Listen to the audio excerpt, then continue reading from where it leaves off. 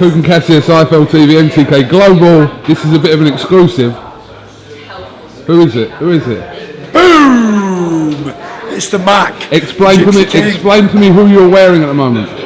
I am wearing the Grin Reaper's cloak itself.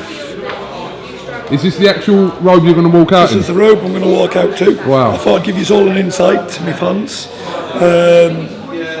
Black, and on the back, what's it say? Gypsy King, Return of the Mac, and the #1 MTK Global. Wow.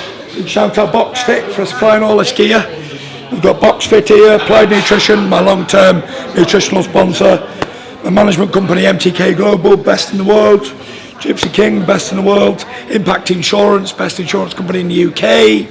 And Sicily, my long-term sponsors. Thank you very much, boys. It is a very Grim Reaper-esque, isn't it?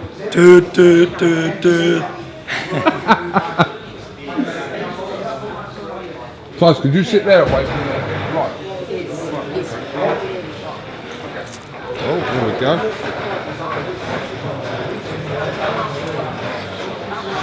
Right, take this off now. Pack it away, 'cause it's bad luck. Well, like a wedding dress. Yeah. You only wear these things on special occasions. Specific occasions. Oh. All right, Mush. Let me rub it better. KUGAN, CASSIUS back here with Tyson Fury. The morning of the press conference here. First thing, a word from my sponsors. Big shout out Applied Nutrition. Big shout out Impact Insurance. Big shout out Sicily.co.uk. Big shout out my management group MTK Global. Big shout out Ben Davison. Big shout out Tim Alcock. Big shout out Christian Blackcock. Big shout out everyone who helped me in this camp. Big shout out Robert Davis. Big shout out Frank Warren. Jason McClory. Who else can I think of? A big shout out you, mate. You know who you are. Can't say his name on camera, but we know who we are. Alright, whoever that is, they'll know watching this video. Yeah, they'll know. Tyson Fury Fight Week. We haven't had this for over 2.5 years since Dusseldorf, so back in the swing of things. Looking in shape, innit? Yeah. You're looking well at the workout yesterday. Yeah. We was doing that for a good 20-25 minutes yesterday, the workout. Yeah, to be honest, I was very happy with how it went. Feeling sharp, feeling ready, you know. Like I said, I've had 2.5 years out, but you would never tell. I feel as good and as better as I've ever felt, ever. I don't remember feeling any better than this in my life. Do you know when we was in Monaco, that was when it all started, the ball rolling. I knew what I had to do, and I knew where to go and where to do it. And that was it. I did it. And it's been a hard road, and me and Ben, I put a lot of work in, to say the least. And you know, poor old Ben, he's had a lot of stick and a lot of banter in this camp, and all eyes are on him really, because he's only a young lad, 25-year-old. He's took on one of the most controversial, charismatic champions in history when nobody said we couldn't do it. And the odds were stacked, and everybody in boxing said we couldn't come back. So we are a living testament that teamwork does pay off. And it's been hard, and we've had our ups and downs, and you know, Ben's looked like leaving a few times, and I've looked like leaving as well a few times. But why was he looking to leave a few times? What? Because you know, at the beginning of the camp, when I was getting all the business side of it sorted and everything was going on, it was murder. I couldn't really focus on anything. I was like, oh, do you know what am I doing here again? I've left boxing because of all this, and now we're starting all again. What am I doing? And then it's like, we've got it all sorted. Now that's all water under the bridge, and ever since then, we're running smoothly. There's been no hiccups. We've had positivity every single day. I don't have no negativity people around me. Always positive, always happy, always bright. And that's the way it rolls. Our camp's very successful. We've had no injuries during training, no hiccups, no off days. I've never been drunk or anything during the training camps. And it's been good. I put in very hard work, 100% dedication, and so has Ben. And we stuck together through thick and thin, and it's been a good long journey. 6 months over 6 months coming, and it's made be a long, healthy relationship. Having been obviously previously with your uncle throughout your whole career, how have you found that sort of trainer transition to work with someone new like Ben, who's relatively unexperienced in the game? Yeah, well, you know, it's I had my first ever trainer, Steve Egan. Big shout out Steve Egan, by the way, because he put a lot of man hours in, Steve, and a lot of groundwork went in. And I was the first person in the gym and the last person to leave the gym. And me and Steve, we had a good relationship. We still have. It's going to be at the fight. It's going to be in the changing rooms. And then I went with my uncle Huey, God rest his soul, and we had a good relationship and a good run. Went to like 17-0, British and Commonwealth champion, top 10 in the world, and then from one uncle to another. My dad was always there. He was been around from the beginning. So I've never really had anybody but Steve Egan train me, other than family. I did have a short stint with Pat Barrett and Brian Hughes, good few months, and that was a good healthy relationship too. And I had a short term with Robert McCracken as well. Not many people know that, but did you know that? I didn't know that. Yeah, Rob trained me for my 10th fight. Really? What? You're just your 10th fight only? Yeah, he was training in Nottingham at the Liberty Gym with Carl Froch, and I was actually living in Doncaster at the time to train with him. I moved to Doncaster to my mother and father-in-laws at the time, and I was travelling from Doncaster to Nottingham every day to train with Rob. And he was a very good trainer, as the proof's in the pudding with everybody he's trained and that. But it was just too far, and I'm not from Doncaster, I'm from Manchester, so I couldn't just stay there forever. But it was good while it lasted, and it was an experience. And Rob knows what I was like even as a kid, 21, the strengths and everything I had, my strengths and weaknesses. So it'll be interesting to see when he pits his fighter against his former fighter. Wow. Who was your 10th fight against? Do you remember? It was against, what's that fella called in Ireland where I broke my hand on that? The Czech Republic fella. Professional? When I fought Thomas Mazarek, it was just a keep busy fight. A 6-rounder over there, and Thomas Mazarek, a tough veteran of the game. Wow, you learn something new every day. I actually broke my right hand in that fight in about round 2. Voila, hit him on top of the head there, big bald head he had on him. My hand was like that afterwards, couldn't get the glove off, had to cut all the glove off. Rob just said, just keep touching him to the body and come over with the left hook, and I was just going mad with this left hook. I put him down about 6 times, I did it with the left hand. And it looked like he'd been run over by a train afterwards. But still, he was a tough fella, kept coming.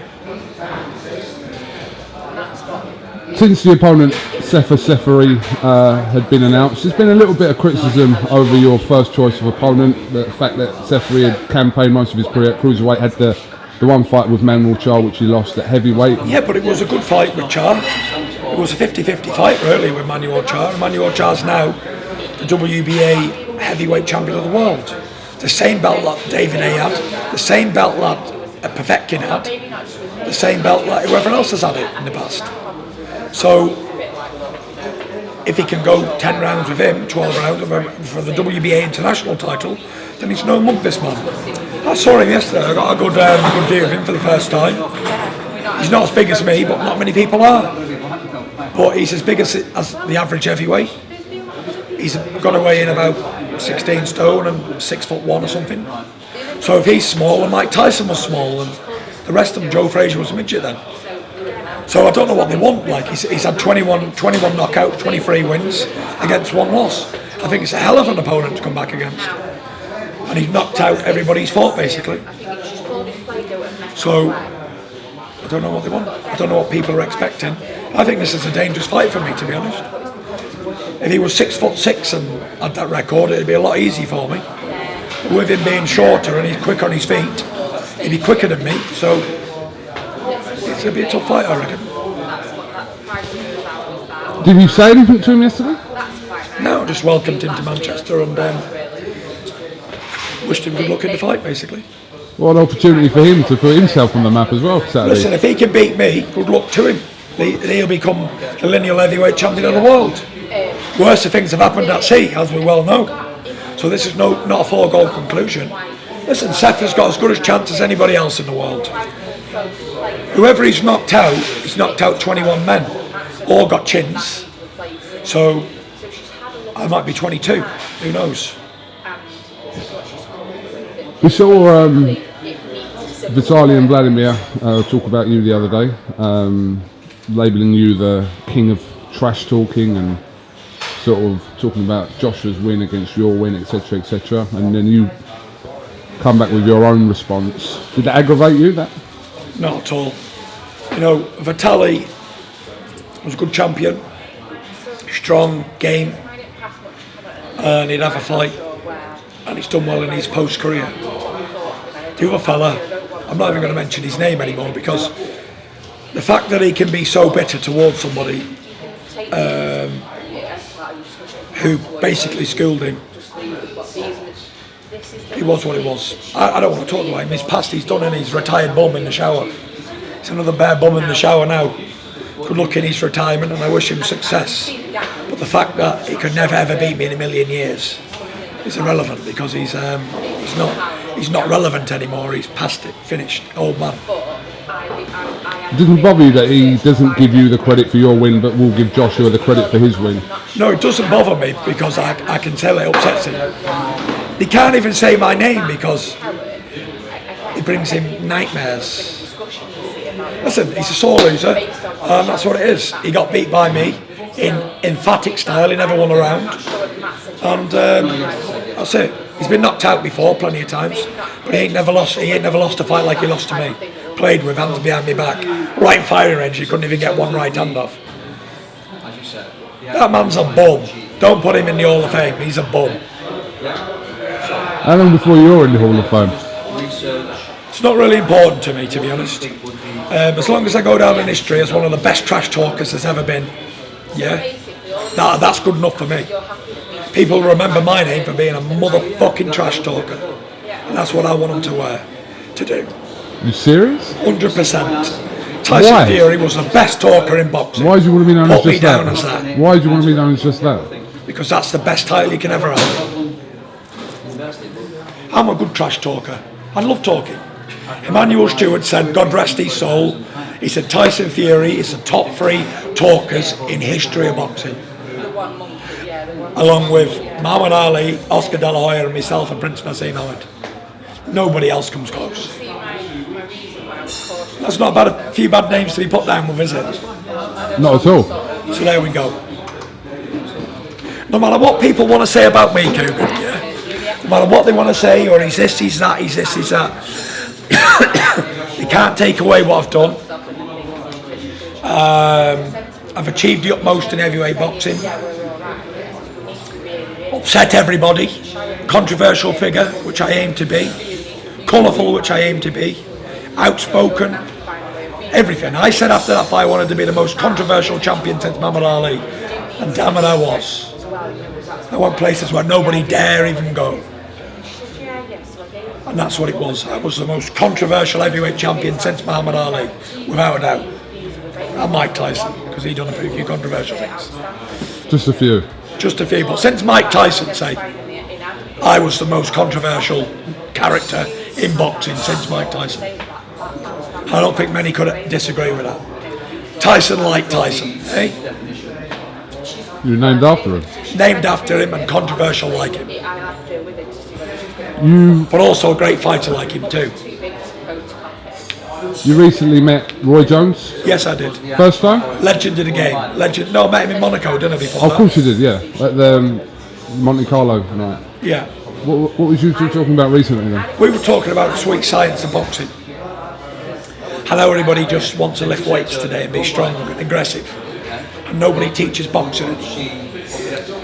And he said, if I can't come back and wipe all the floor with these bums, then I don't deserve to be going down as a great or nothing. That's a fair comment. Because like he said, I beat James Toney when he was 44-0, when nobody could land a punch on him. And he beat men throughout the divisions, up in weights, all the way to heavyweight. So if I can't beat a few stiff plumbers and a few basketball players and a few thugs off the streets, then I don't deserve to be anything neither. I deserve to go down as nothing. Fair comment.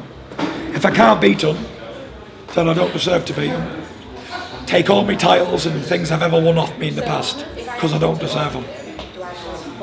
Is that what he said to you as well? That's what I said. He said I'm the best by far. And he'd never seen a heavyweight move like me, especially a big one. There ain't been one, has there?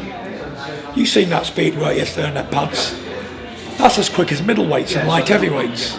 Never mind heavyweight, that's middleweight speed. 100%. The head movement was like Wilfred Benitez when he was 21 years old. Unbelievable head movement. My footwork is second to none. I've got Sugar Ray Leonard footwork. I've got the Roy Jones moves. It's going to be hard to beat me. Put it up. We see your training clips every day, and we see kind of, more importantly, how happy you are to be back and can you doing smell your like thing. a glue stick? Oh yeah, they're doing paint. They're painting and decorating out there. Can we take this outside because I'm getting high? Yes. Let's go outside with I'll it that keep way. it running. Go on, I'll follow you. Out the exit door. Prince, come on. Yeah, that's mine. So I'll leave that there. That's all right, John.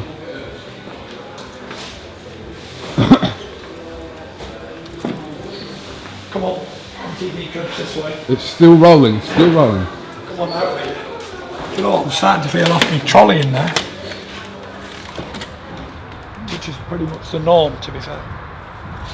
So sit. Sit, eh? Sit.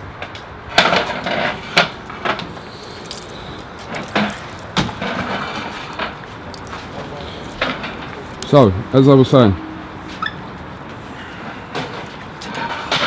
sit down, me boy. introduce Prince. Prince, introduce yourself. Well, I'm Prince Fury and I'm the son of the Gypsy King. Good boy. Needs no introduction, does he, on that name? Is your dad the best heavyweight the world has ever seen? Yes. Do you want to be like your dad or not? No. Why not? Because I want to be an MMA fighter. You want to be an MMA fighter? Yeah. Who do you like in MMA? I don't know any people in the MMA, but I wanted to be a judo wrestler, so my dad said, you could be in MMA, I wanted to be in it. That's what he wants to be, an MMA fighter. Okay. So Darren Till, Darren if Till. you're watching, and if you're still there another 10 year, mate, he's coming for you. Darren Till, if you're watching, this boy's going to smash So your head Darren in. Till is a pussy. Darren Till is a pussy. Yeah! So Gypsy King's son. Gypsy King's son. MTK Global's the best. MTK Global's the best. Good lad. Well done, Prince. Okay. Future star here. He's got a girlfriend. Tell Yeah? him how old your girlfriend is. 6, same age as me. 6. And what about the older one that you chatted up in the Frankies and Bennies? I don't like him. If you don't like her anymore. How did you meet the one you've got in a minute? School. School. Who approached you? Did you go to her first or did she come to you? She just came to the school. I saw her. I'm called Prince and she's called Princess. That's why. No, you can't make it up. Well done! He's tagged her in KUGAN's video. Good up there, my boy. So if you're watching, arranged marriage. Careful, she's not just after your money. And he's got a fiver on him, so fish and chips. He's flying. He's flying. Isn't it, me boy? Who give you that fiver? Well, it was on the table, so I just took it. And that's a lesson for anybody. Don't leave fivers on the table Don't because leave. you get talk. Don't leave. Absolutely. Prince is always in training camp with Dad, ain't you, me boy? Well, not always, but sometimes. Yeah, and we come to the, what have you been doing in the gym? Well, all I've been doing, we haven't been in training camp that long because every day he's going to the gym that's not in training camp. It's LA. He knows what's going on then. Do you want to show him a few boxing moves? I'll give you the Come on. 5 of them. Right, he's 6 years old. Jab. 1, 2, slip. Jab. 1, 2. Want to slip bang? Good boy. Wow. Wow. Do you think everyone around here should give you some money now? Not everybody, no. Who should? Pick 2 people to give you money and they'll give you money.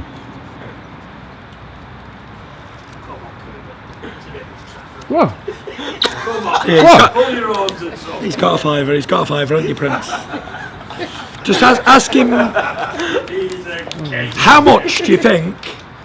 As KUGAN mentioned, let KUGAN pay. How much do you think, Prince? Yeah. Oh, well done.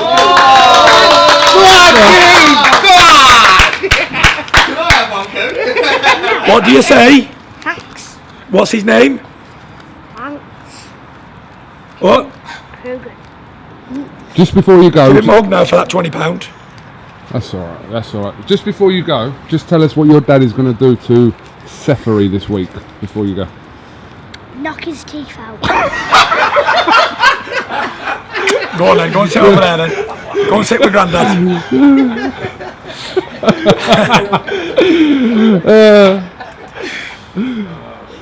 Here, Matthew, speak to Matthew. Oh dear. Well, there you go, there's the son of the Gypsy King.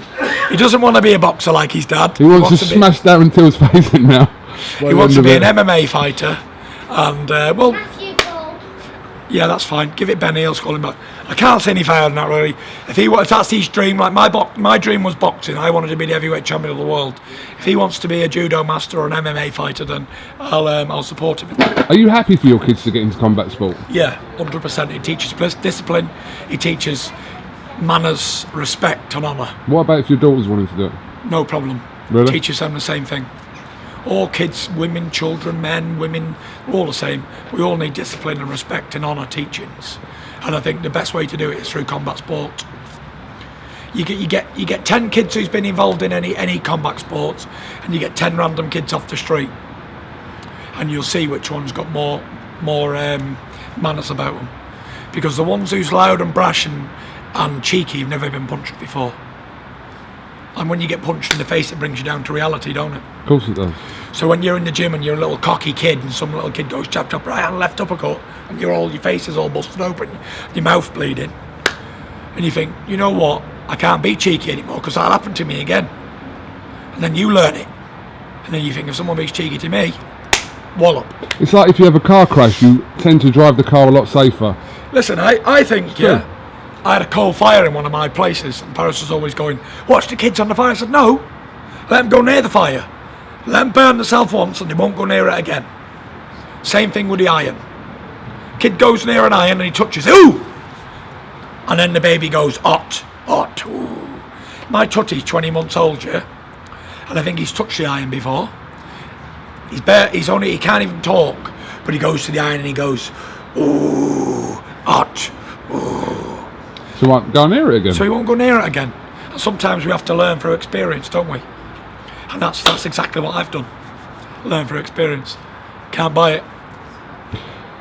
Tyson, recently boxing lost Brendan Ingle and also Dean Francis on the same day. And it's awful what's happened. Brendan Ingle, everyone, what can you say about Brendan Ingle? Obviously that hasn't already been said. You know, Brendan was a knowledgeable trainer and manager and legend in the game. Basically, he produced so many champions, probably more champions than any other trainer in the country. For over the years, conveyor belt from the Winkerbank gym. I had the opportunity to go down there and train with him quite a few times, and you know, he did say something about me. A few years ago when I was a young lad, he said the only way you're ever going to beat Tyson Fury is nail him to the fucking canvas. He said, if you don't do that, you can't beat him. And he said, he always told me about the feet. He said the feet can get you in trouble and out of trouble. He said, never neglect the footwork, because they'll get you in it and back out of it again. And if you've got the feet and the balance, you can do anything. My style is a bit like Brendan Ingle's style, because over the years I watched all of his champions and that, and I realised that if you can't hit them, you can't win. And these fighters were good at avoiding shots and being awkward, and they all had confidence. I think they teach that a lot down there, a lot of confidence in the gym they taught. I used to see him like come into the ring, say, my name's Joe Taylor and I'm going to be the middleweight champion of the world, and do a flip or what on the floor, or or they'd come out, do an Harley shuffle, put their hands in the air and say, "My name's Jack Jones." It was all about confidence, and he taught people how to respect others. Very good man, legend of the game, and I'll be going to his funeral to pay my respects on the 14th. Dean Francis, young man, sin and his shame for his family. Condolences to both families. What can we do? That terrible C word keeps taking so many people away from us. Hopefully sometime there'll be a cure for it, and we'll look back on these times and think, you know what, it was something so simple as well that cured it. Was probably looking at it all along and didn't realise. But it's a sad story for both families, and I rest in peace, both of them. Definitely. In your comeback process, how influential has Frank Warren and also MTK been in that process? Yeah, very influential, to be honest. Frank's an Hall of Fame boxing promoter, very knowledgeable on the game, and you know, Frank promoted a couple of my fights before me comeback. He'd done the Chisora 2 fight, he'd done the Hammer fight, Abel. He even got me to mandatory for Klitschko.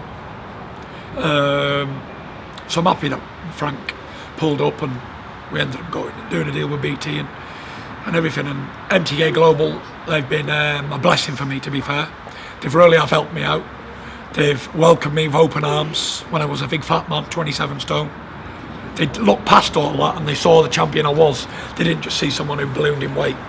They saw Tyson Fury of old, and they believed in me and give me the opportunity. And when I was over in Marbella, made me feel very, very welcome in the gym, and Ben and all the boys and everybody.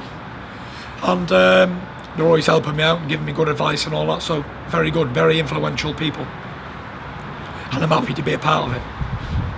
And I'm happy for them to be a part of the Gypsy King. Who's the biggest star out of you and Darren Till then, at MTK? Darren Till number 2, you mean? Obviously, me. Did you watch Darren Till's fight? Yeah, done very well. But he's got a big future in the UFC game. He has, and I would have liked to have been there, but it's very close to my own fight, and can't take your eye off the ball for a second. Going there and enjoying myself and getting caught up in the moment, let me going mad with the fans and all that. I can't do that at the minute. So sorry, Darren, I didn't come to your fight, but I'll be at your next one, whether it's in America, wherever, as long as it's not clashing with my fight. And yeah, well done. I will have to ask you about Mr. Tony Bellew. Yeah. I know you've spoken about it to death, and is there any legs in this, genuine? In the potential of a fight between you two or not? Listen, Tony's a great man. I like Tony Bellew. I respect him as a person and as a boxer and as his achievements in the game. Anyone who can start at light heavyweight, have a crack at that, fight for a world title, fight for a cruiserweight world title. I don't know if he did or not. Did he? Oh yeah, he did, sorry. He won, yeah. He won the WBC cruiserweight belt. Yeah, sorry. Macabre. I was thinking of the Nathan Cleverly and the other fights he had. The second Cleverly fight was at cruiserweight. There was no world title. There was no world title, yeah, I was just thinking. And to go on and win a cruiserweight world title and to go and beat David A. Good, very good. Very good. What can I say? Look, Tony's got a wife and kids, and he's a family man, and he's got similar morals to myself. And he's backed me up on a lot of stuff that I've said in the past, and vice versa. So when he says he wouldn't fight Joshua or Wilder, but he would fight you, where's your mind around that? Listen, I know boxing, and I know boxing's a business, so I don't take anything personal. Not at all. Nothing to me is personal. If Tony Bellew, whatever he says, or whatever any other heavyweight says about me, about boxing and all that, no problem. Welcome it, hands on, game on, lovely. Keep beating the drum, because it's good for boxing, it's good for the game, it's good for everything. It's good for us if we fight. Look, I hope we do fight. Local Northwest derby, two popular figures, and, you know, may the best man win. I've got no dislike to Tony Bellew. He's a bit of a bell end, but I've got no dislike for him or disrespect for him. He's a decent bloke, and I wish him well. You've been sparring Dave Allen, who's got a fight coming up against Tony Yoka in Paris in a couple of weeks. How's that sparring going with Dave, and what do you think about him fighting Yoka? I think Dave is a very good, tough fighter. And if he comes out very aggressive against Joker, he could knock him spark out. Can't go off for sparring. But Joker's a skilled boxer, tall, but he looks very vulnerable to me. Looks a bit weak for his size, and he's boxing like Virgil Hunter's got him boxing like Andre Ward, and that don't work for everybody. So if Dave gets into him head forward and wings away, big hooks, body and head, get that body and hit the head. It's pressure will burst a pipe, especially when the pipe's very vulnerable. It's got a few cracks in anyway. And I think Dave could knock him spark out, to be honest. I'd like to see it too, because there's no nicer person in boxing than Dave Allen. He is one of the nice guys in boxing. I agree. Yeah. Yeah, the White Rhino. He's a lovable character. He fights anybody. He's not bothered, and he will give anybody a tear up. Whether it's the best in the world or some bum, he'll have a tear up with anybody. Look, he fought Luis Ortiz at a week's notice, and Dave's relative novice. He fought Dylan White, who's #1 by WBC. Give them all decent fights, to be fair. And Dave's a relative novice in the game. He's had 13 to 15 fights, that many fights he's had. So you got to respect him, and he'll fight anybody. He's Doncaster's best ever heavyweight, for sure. Do you believe that we will ever see David Haye in a ring again? Your opinion? I don't know. I think you could see him again, yeah, to be honest. I just think Tony Bellew's his bogeyman. Everyone kept going on about how small he was, Tony Bellew and all that. But at 6'3" and 15.5 stone, you're not small. You're bigger than Mike Tyson, you're bigger than Evander Holyfield, you're the same size as Muhammad Ali, you're bigger than Joe Frazier, you're bigger than Tommy Burns, you're bigger and stronger than 80% of the heavyweights from the past. You're the same size as Larry Holmes. How are you a small man? Same size as David A, same weight. Just that David A fights good against taller men, big heavy lumps, because he can move out of the way of them quicker. But when he fought somebody who had the same speed as him and same time punching with him, he can't hack it. That's about it, really. And do I still think he'll fight again? I hope he fights again, and I wish him well, because I don't have no hard feelings towards anybody. None. Davey Price will fight again at the end of next month. Good luck to him. Obviously had a tough night against Povetkin, which could have gone the other way for him. Listen, quite poor old easily. David Price is one of the most unlucky men in British boxing, to be fair.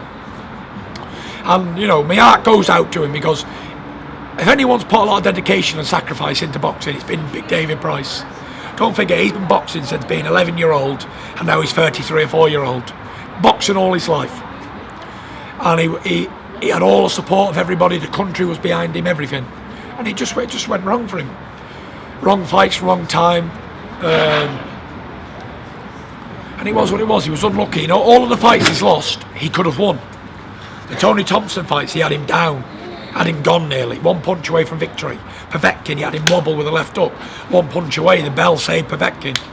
Christian Hammer, he hit him with the uppercut. One dropped him. All of the fights he's lost, apart from Cantepa, where he got knocked out sharp, he just got caught cold, he could have won. He's a big, dangerous man even today. Even with 4 losses by knockout, or however many he's had, 5, he's a dangerous fighter for anybody to take. And anybody who takes David Price on must be very wary, because I believe even today he's still the biggest single punch knockout man in heavyweight boxing. Just finally, how do you see this situation with Joshua and Wilder playing out? You said previously you wasn't sure whether you think the fight would actually happen. What do you think now? I hope it happens. I hope they give the fans what they want. And they're getting a lot of money either way. It shouldn't really be about the money at that stage. They've all got a few quid. Wilder's got a few quid. He's got a few quid, Joshua. And they're going to get a lot of money. Why try and rip somebody off? I'm the A side, I'm the B side, this, that and the other. I want to give you 6 times your purse. What's that about? They're both undefeated world champions. Fight each other, 50-50 split. May the best man win, take all the belts. Done. Then they get to fight me, the lineal champion. And if you can beat me, then that's it then. They become the best in their era. Done. Joshua and Hearn saying Well, you can make it very complicated. Go. Wilder's offered Joshua 50 million quid, to go over there. $50 million, right? Eddie Hearn and Joshua are saying we've offered him 6 times his biggest payday. So if he's only had ever £1 million payday, they're offering him 6 million. What's that?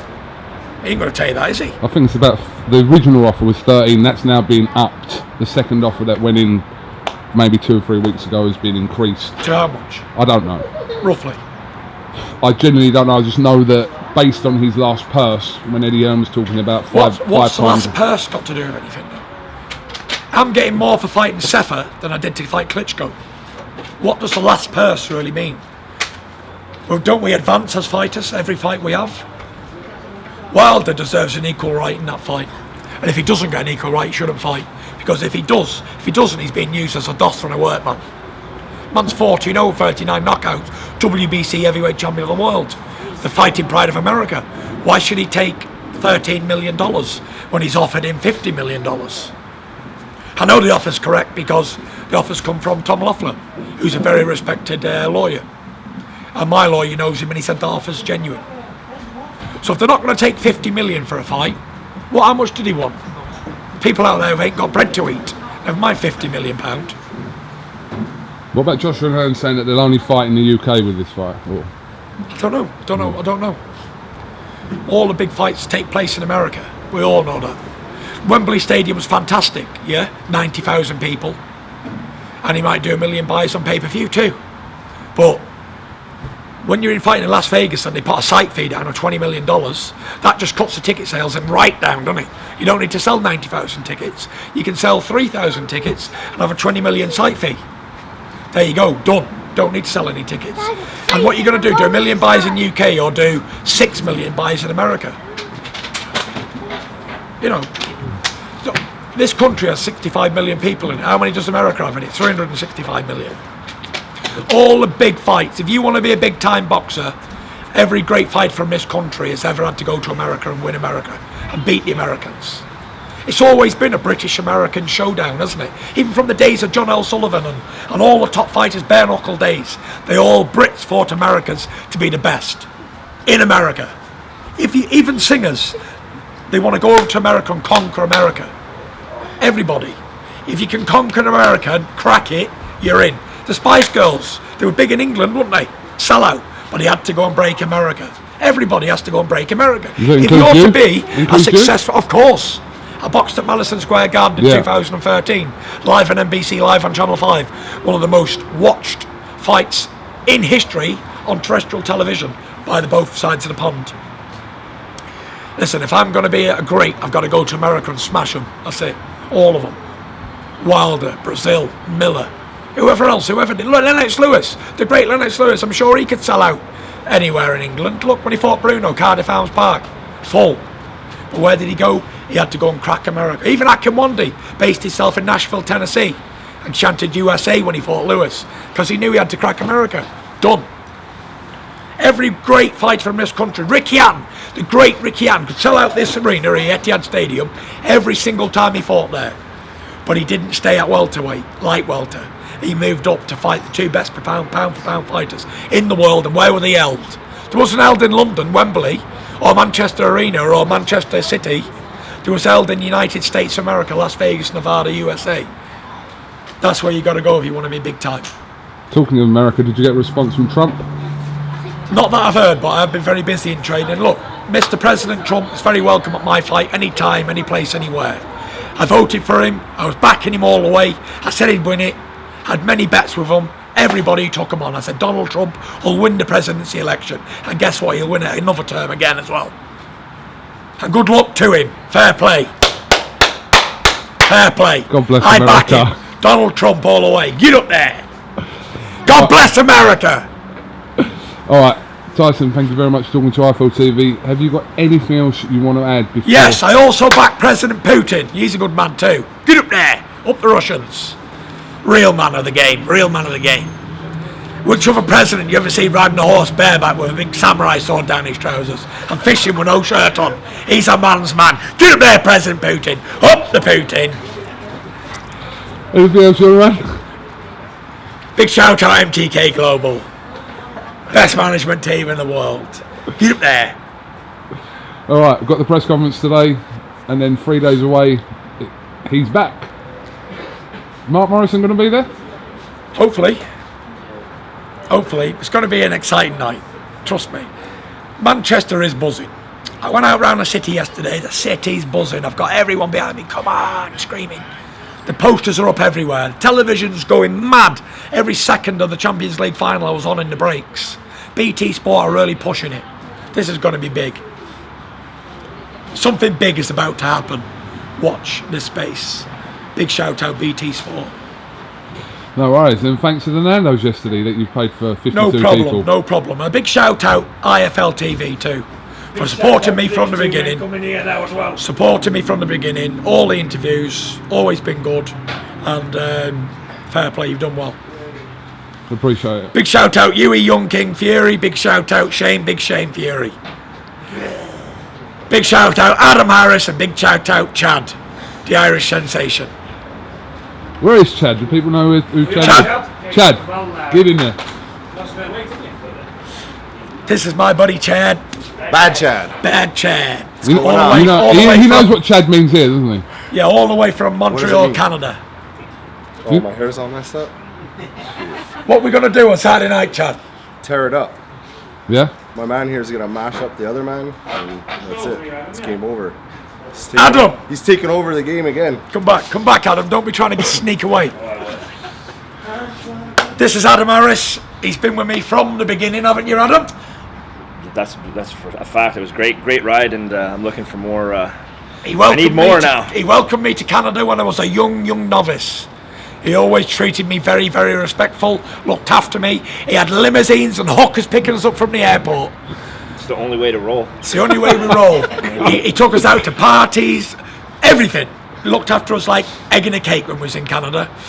And look, he's the only man standing from the old team. He's there from the beginning, and we're still here. Adam Harris, big respect. And what did I do? Did I forget about him and leave him in Canada? No, I didn't. The Gypsy King brought him over here, made him feel very welcome, and he's on it. Yep.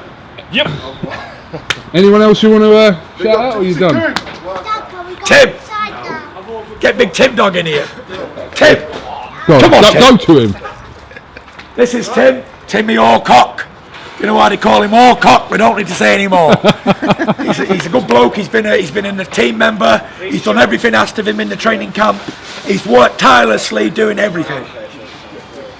Big shout out Tim Orcock. Cheers, guys. Get Shane and get Shane, go on. Shane! No. Get Shane on the camera. Come on, Shane! This is Big Shane. Look here, tits on him. Listen, Shane will fight anybody in the country. Tony Bellew, what will you do with Tony Bellew, Shane? Run from Tony. If you don't know Shane, go out and check him out. He was once going to fight Derek Chisora in a bare knuckle fight in Manchester. I heard. Yeah, you heard. And that's it, really. All right. All tight, the Village Hotel, Ashton Underline, for looking after me so well. Big shout out. Tyson Fury, thank you very much. Talking to IFL TV. It's freezing. He wants to go inside. Yeah, Thank you very much. no problem. All the best.